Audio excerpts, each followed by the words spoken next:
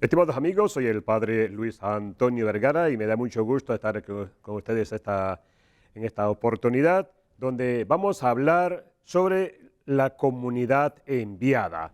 Y para esto vamos a reflexionar sobre el Evangelio sobre el libro de los Hechos de los Apóstoles, el capítulo 1 del 1 al 14. Y bien, todos nosotros sabemos muy bien de lo que significa ser enviado. Siempre hacemos algo en nombre de los demás. Y esta es ciertamente una experiencia de todos nosotros, porque ya sea en la familia, en la parroquia, en el trabajo, siempre nos piden de hacer algo en nombre de otro. Este hecho aparentemente poco importante se debe en buena medida para que llevar a cabo una tarea solemos necesitar trabajar en equipo y de ayudarnos mutuamente. Es muy común en nuestra sociedad y donde quiera que estemos. A poco que nos paremos, nos daremos cuenta de que nuestra vida tiene mucho de interdependencia. Eso de que soy independiente, hay que pensarlo dos veces, porque todo lo que hacemos es interdependiente. Nos necesitamos los unos a los otros. Y esto es, pues, como dije, muy común entre todos nosotros.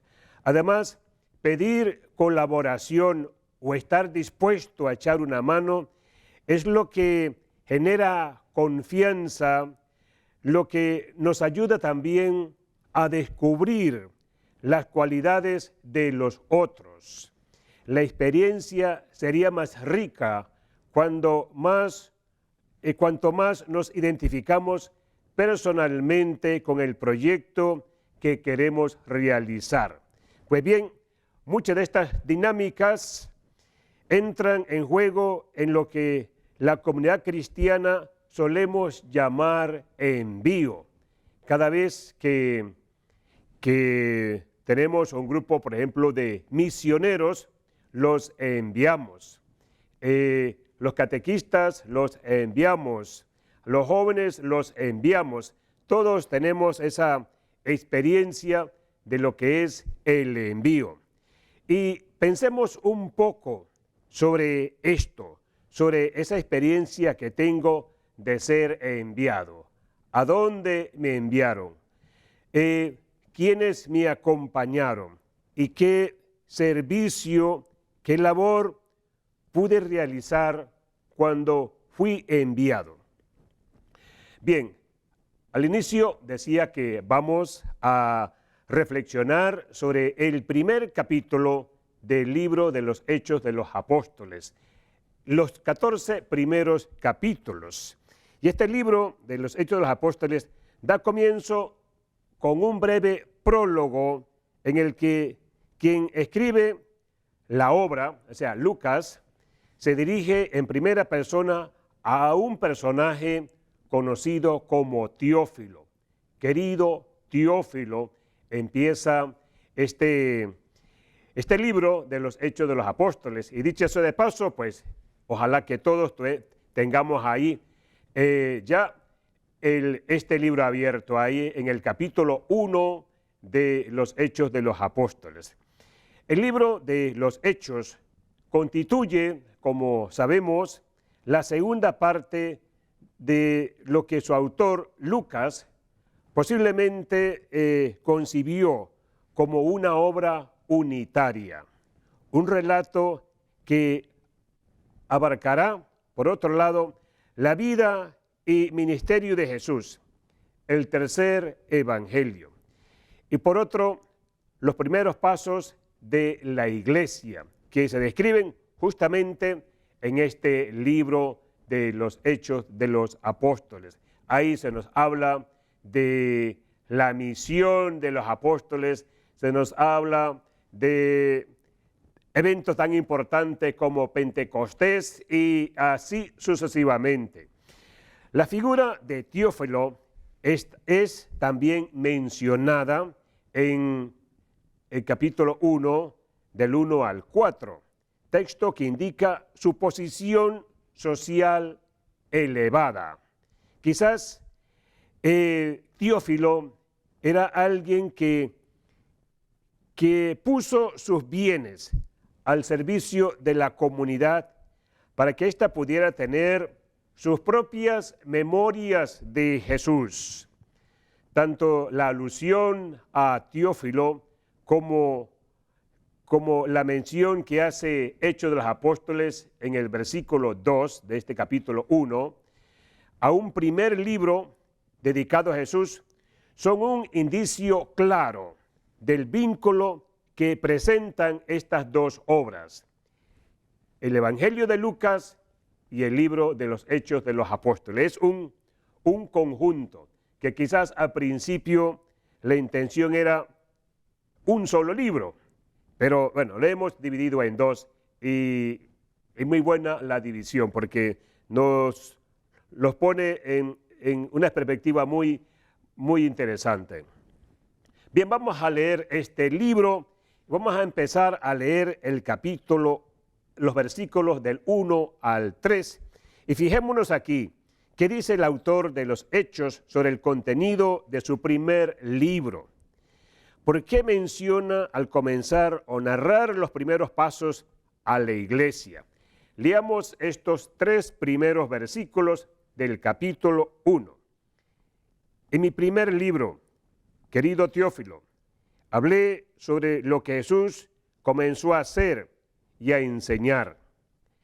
Al final del libro, Jesús, lleno del Espíritu Santo, daba instrucciones a los apóstoles que habían elegido y era llevado al cielo.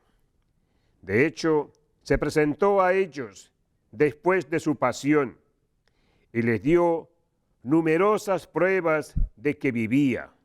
Durante 40 días se dejó ver por ellos y les habló del reino de Dios.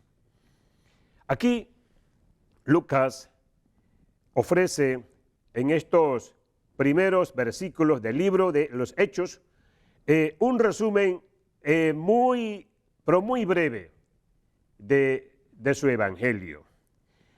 Se refieren a 3 aspectos fundamentales del misterio de Jesús: sus obras, es decir, lo que hizo Jesús, su actividad sanadora, su costumbre de compartir la mesa con personas de todo tipo para escándalo de algunos fariseos, sus palabras, es decir, lo que Jesús enseñó, y finalmente su muerte en cruz, resurrección y ascensión.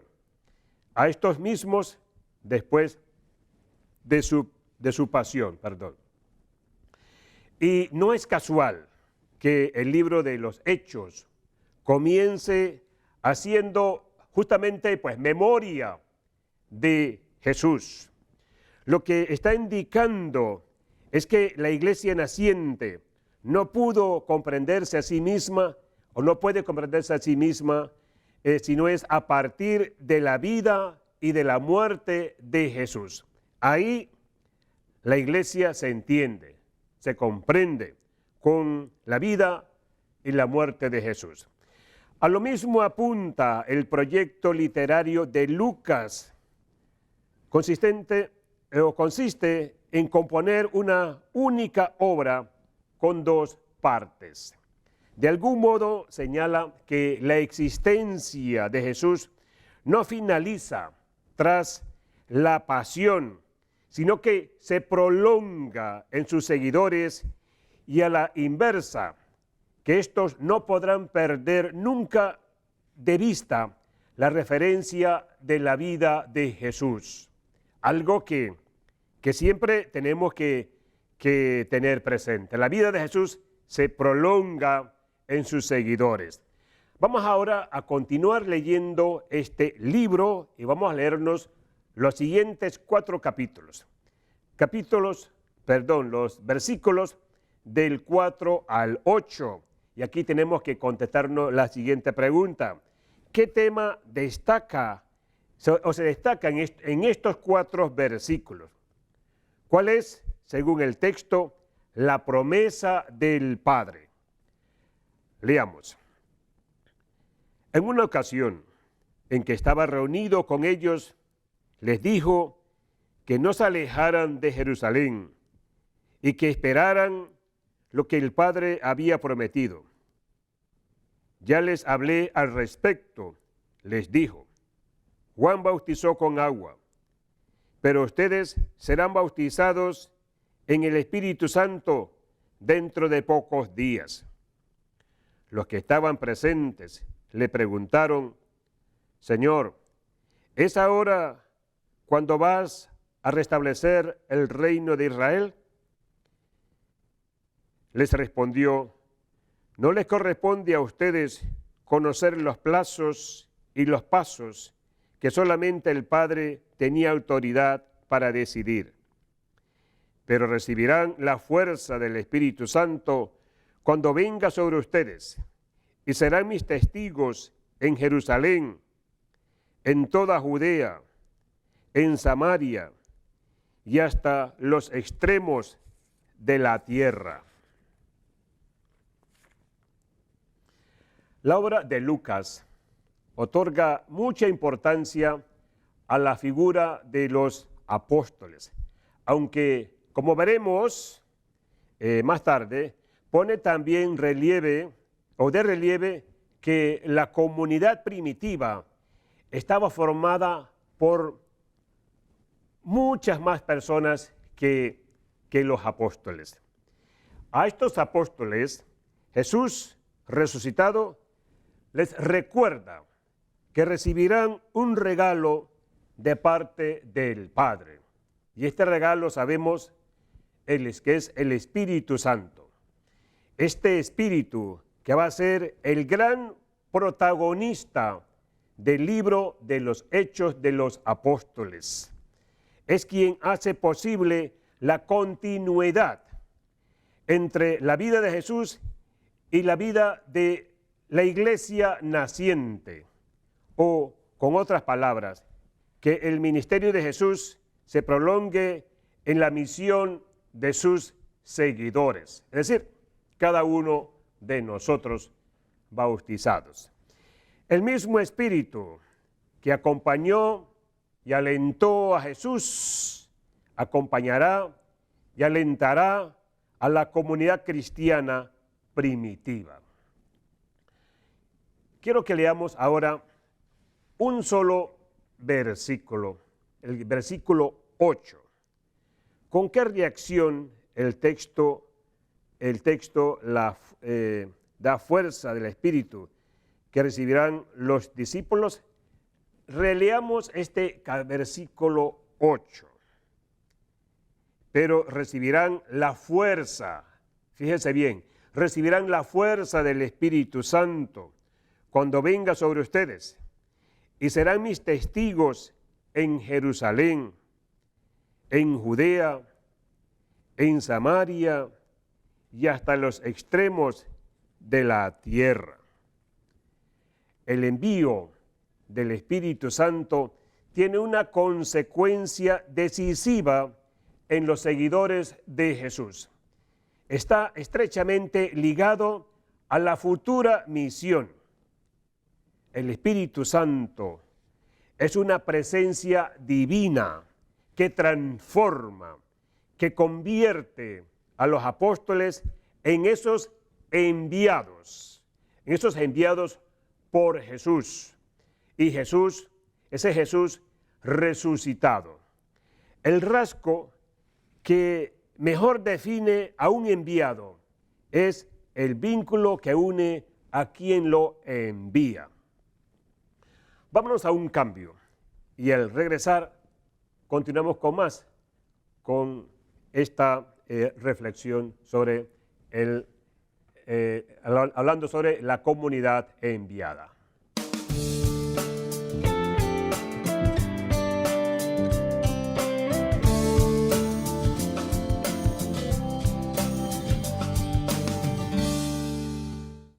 Bien, estamos hablando sobre la comunidad enviada y cómo estos apóstoles asumen esa responsabilidad de ser enviados. Han recibido al Espíritu Santo, pero no es para quedarse ahí con el Espíritu, disfrutándolo, sino es para la misión. Ahora vamos a leer los siguientes versículos. Vamos a leer los versículos del 9 al 11, y fijémonos que narran lo que comúnmente llamamos la ascensión de Jesús. ¿Recordamos algún texto evangélico que haga mención de este mismo acontecimiento? ¿Qué efectos tiene esta ascensión en los discípulos? Veamos.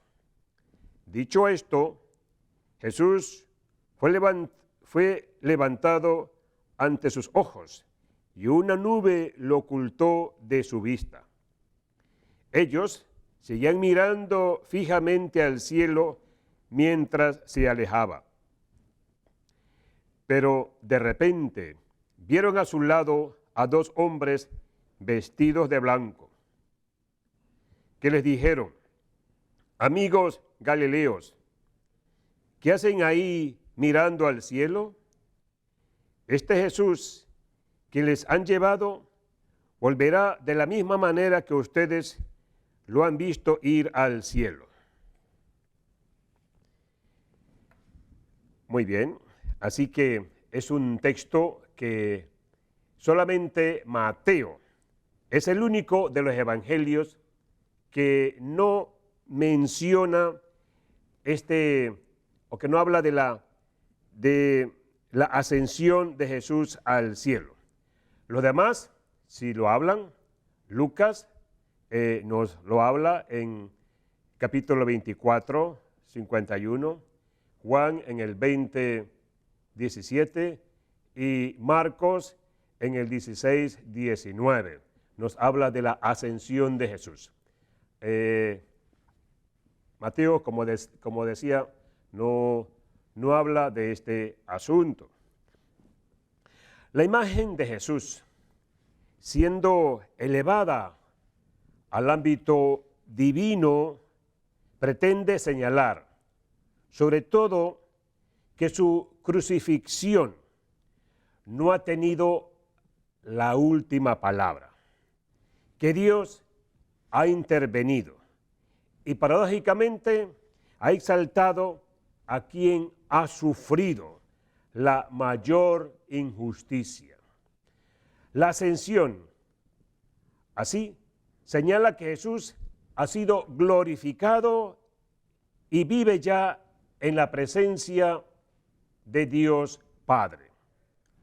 Los apóstoles parecen quedar maravillados con este acontecimiento, pero rápidamente dos hombres vestidos de blanco los invitan a volver a la realidad.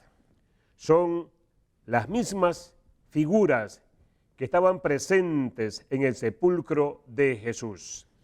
Y en los dos casos desempeñan una función diferente. Anunciar que la vida de Jesús no ha acabado en el sepulcro, que su vida continúa. En Hechos, además, invitan a los apóstoles a dejar de mirar al cielo y a dirigir su mirada en la tierra. Como se dice, andar con los pasos firmes en la tierra. La misión de los discípulos, como la de Jesús, tiene que ver con lo que pasa en la historia, en nuestro tiempo y espacio. Quisiera leer nuevamente el versículo 8, y perdonen que lo haya leído 3 veces, pero es que quiero prestemos atención a los hechos geográficos. Por eso podemos también hacer uso de un mapa, quizás para que nos pueda ayudar a localizarlo, que pueden estar indicando los lugares que señala el texto.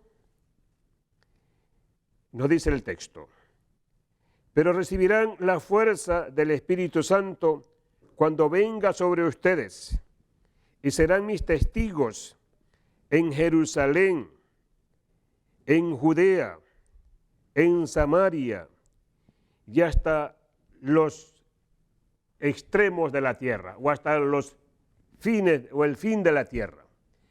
Estos versículos de Hechos son paradójicamente o programáticamente, ya que constituyen una breve síntesis de lo que va a ser narrado paulatinamente a lo largo de toda la obra.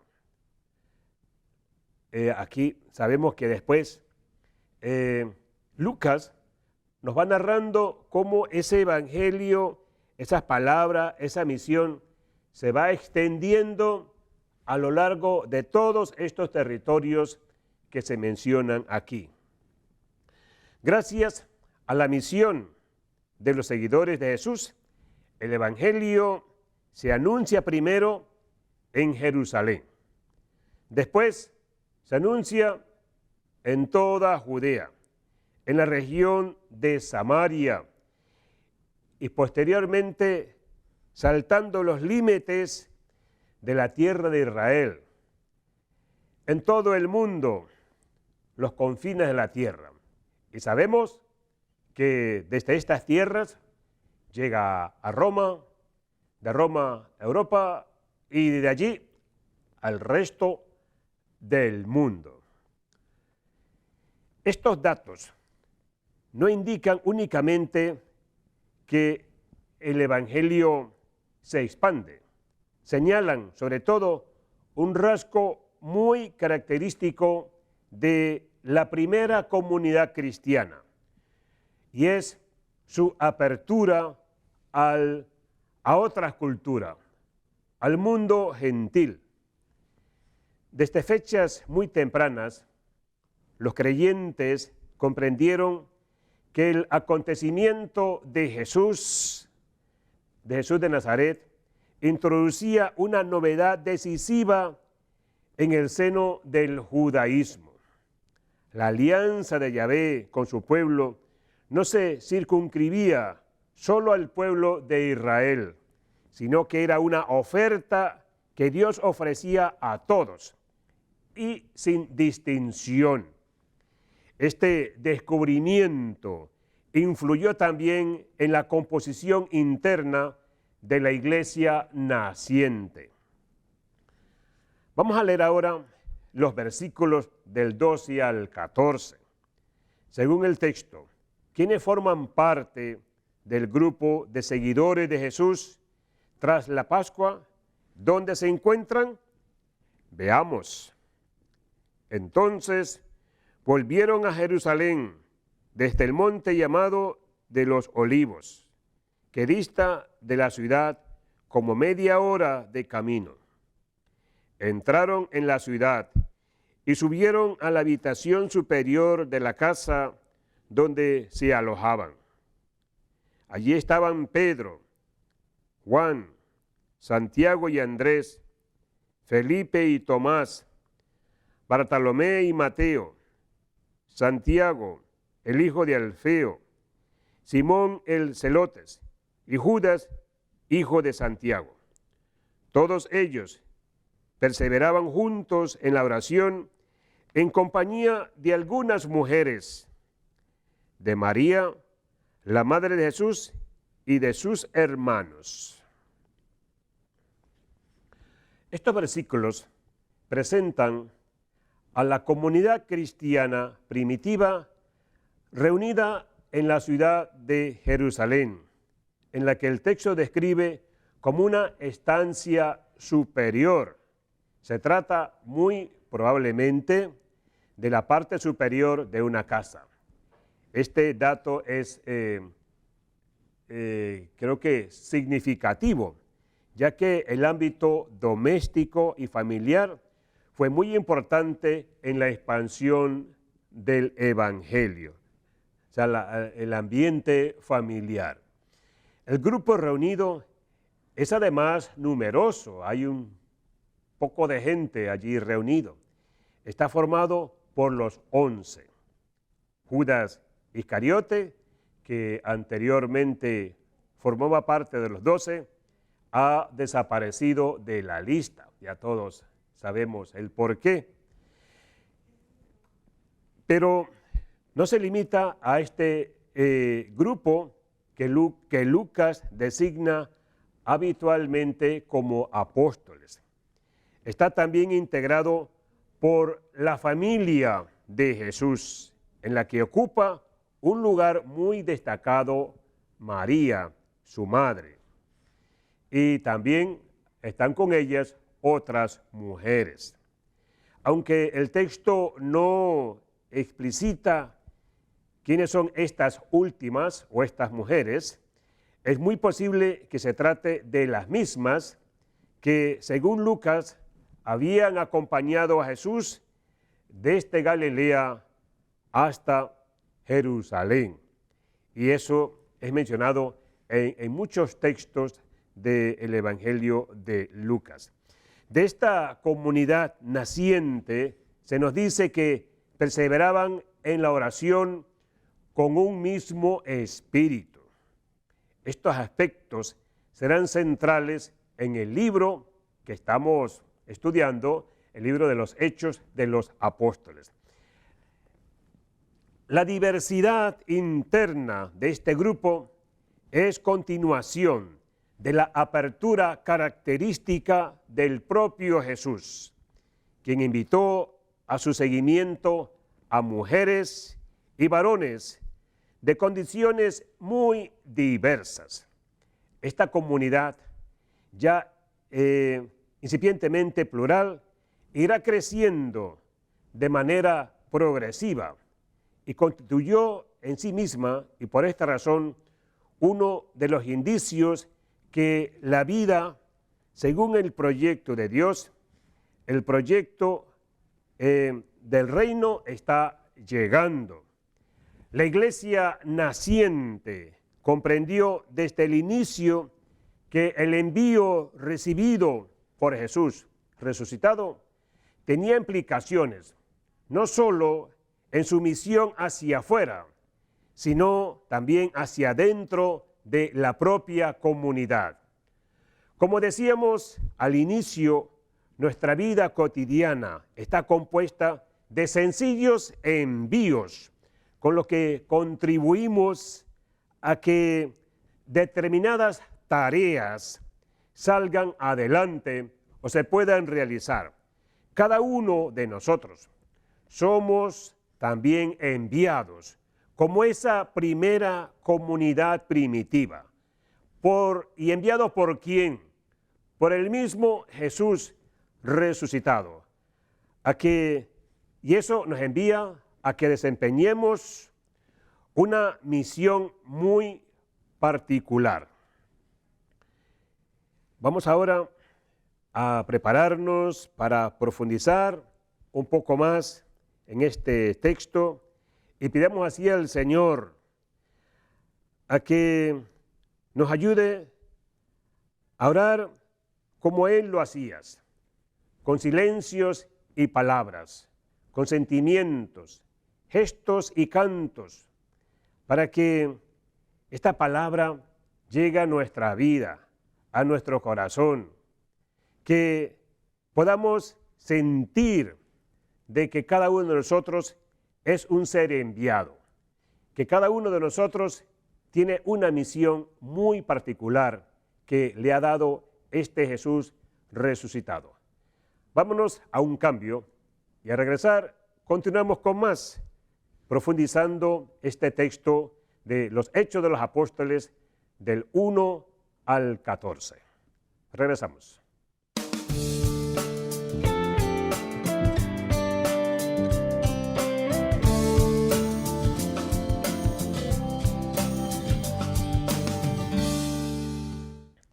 Bien, en esta catequesis viviente estamos hablando sobre comunidad enviada, reflexionando sobre el libro de los Hechos de los Apóstoles, capítulo 1, del 1 al 14. Pero ¿qué nos dice todo este texto que hemos venido reflexionando? Sabemos que desde su comienzo, el libro de los Hechos relaciona la vida de la iglesia naciente con la vida de Jesús. No se puede separar o ir cada uno por su lado. La comunidad cristiana primitiva no puede comprenderse a sí misma al margen del Señor y Maestro. Va muy unido. Tenemos que recordar pues la misión, la alusión que hace el texto a lo que Jesús hizo y enseñó desde el principio hasta su ascensión. Los que siguieron sus pasos recordaban una y otra vez sus enseñanzas. Esto nunca se les fue de sus mentes. Recordaban siempre sus palabras. Siempre recordaban su forma de vivir. Recordaban cómo Él iba sanando, liberando, cómo Él compartía en la mesa de muchas personas. Sobre todo, se reunía en las mesas o en las casas donde generalmente nadie más quería ir. Eran para muchos gente rechazada, gente pecadora, pero ahí estaba Él. Hacían memoria también de su muerte en cruz, transformada después en vida por un Dios que pone su mirada especialmente en los que son víctimas de la injusticia. Pensemos en la centralidad de la figura del Espíritu, fuerza de Dios y presencia del resucitado, que convierte a los discípulos en esos enviados. Los convierte en personas nuevas y transformadas, que poco a poco logran ver la realidad que les rodea con los mismos ojos de Jesús. Pensemos también en la memoria de la interpelación que los dos hombres vestidos de blanco hacen a los apóstoles cuando miran con asombro la ascensión de Jesús al cielo.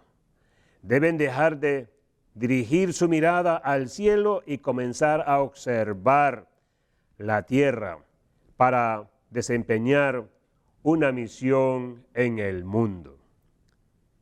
Pensemos también en la expansión paulatina del Evangelio que se va abriendo paso desde Jerusalén hacia el resto de la tierra de Israel para llegar al fin del mundo, llegar a los gentiles, es decir, a los que no somos judíos. Evoca la experiencia que dio origen a esta apertura, el descubrimiento de que el Dios de Jesús no se limitaba al pueblo judío, sino que era una oferta para todos, sin distinción. Y finalmente, pensemos en la memoria primitiva de la comunidad cristiana, formada por varones y mujeres, y de cómo comprendieron su forma de vida y el tipo y cómo relacionarse que establecían entre sí, y si eran también aspectos decisivos de su ser, de sentirse enviados, de la misión que estaban llamados a desempeñar.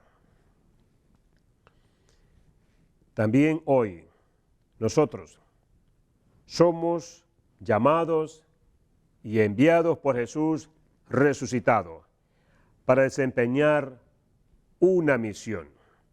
El mismo Espíritu que hemos visto que alentó la vida de Jesús y alentó la vida de los apóstoles, de sus seguidores, se nos sigue ofreciendo como esa fuerza inspiradora y capacitadora.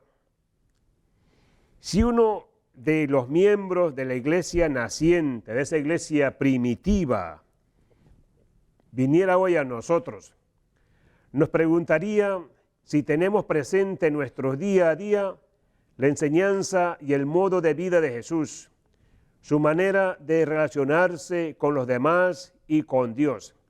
Si con sus primeros seguidores necesitamos recordar la existencia de Jesús para orientar nuestra vida. Seguramente nos hablaría de cómo su comunidad experimentó la irrupción del Espíritu Santo como fuerza que envió a todos a anunciar con obras y palabras el Evangelio de Jesús. Compartía con nosotros la tentación que tuvo su comunidad de quedarse mirando al cielo, como finalmente cayeron en la cuenta de que el resucitado les invitaba a mirar a la tierra, porque en definitiva Él se ha quedado en medio de nosotros, se ha quedado en nuestro mundo.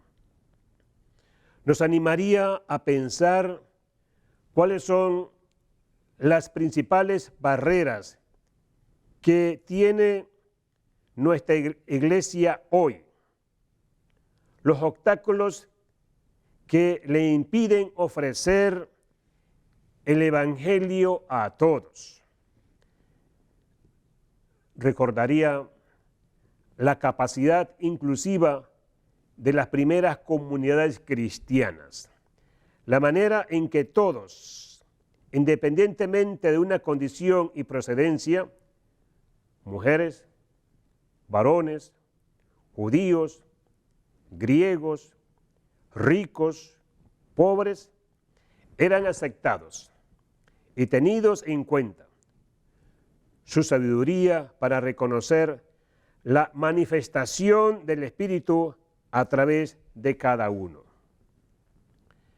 El texto bíblico que hemos venido reflexionando nos ha ayudado a descubrir la importancia del envío en la vida cristiana y su relación con el modo de vivir de la iglesia naciente. Nos dirigimos ahora al Padre para expresar nuestro agradecimiento y nuestra súplica. Y así demos gracias a Dios por Jesús y por la posibilidad que tenemos de descubrirlo una y otra vez a través de los textos de los evangelios. Agradecemos también su particular modo de vivir y de habernos dado a conocer un nuevo rostro de Dios.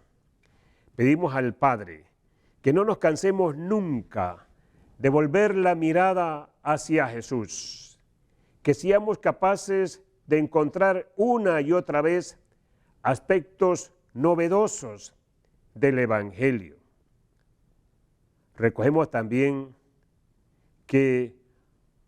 pensemos también que formamos parte de la comunidad eclesial.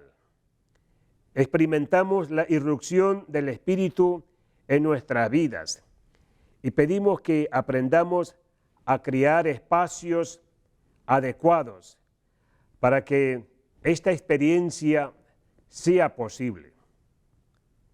Presentemos al Padre esa labor evangelizadora de la Iglesia y de un modo especial de aquellos que por dar a conocer la buena noticia, esa buena noticia de Jesús, se enfrentan a situaciones de hostilidad, de peligro, de rechazo, pero que están allí, no se rinden. Agradecemos la invitación que nos hace Jesús a mirar nuestro mundo y a acoger las realidades tan complejas que todos vivimos. Damos gracias porque nuestra fe no puede entenderse al margen de la historia y porque el resucitado sigue presente entre nosotros. Recordamos finalmente la llamada que Dios nos dirige a cada uno y cómo Él nos envía a desempeñar su misión concreta.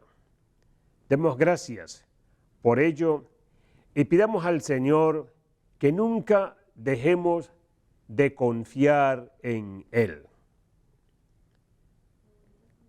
La pregunta que tengo que hacerme ahora es, ¿esto que hemos reflexionado, a qué me compromete?